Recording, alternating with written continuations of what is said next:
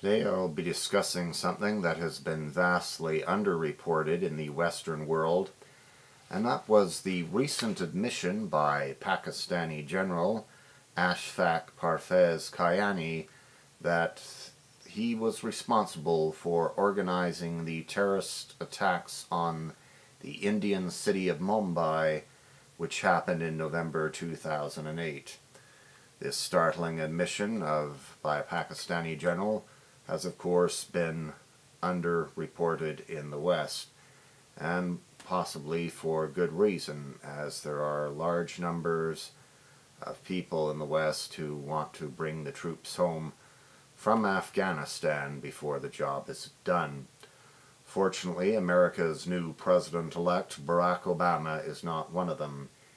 As part of the withdrawing of troops from Iraq, he would like to send troops to Afghanistan to finish the war there. Of course, the war cannot really be finished unless the Pakistani Army and ISI stands for Inter-Service Intelligence, are approached and told to either stop aiding the terrorists who are causing problems not only in Afghanistan but India. A clear-cut ultimatum must be put to them, and if they fail in this ultimatum, then the U.S. Air Force should start bombing Pakistani Army bases, and then hopefully the Pakistani Army and ISI will finally get the message. The Taliban government in Afghanistan was, of course, the creation of the Pakistani ISI, Inter-Services Intelligence. In the months following the 9/11 attacks, I remember watching programs on Canadian television news in which they were interviewing Afghans living in Canada, and they were pointing out that the Taliban isn't really representative of the Afghans.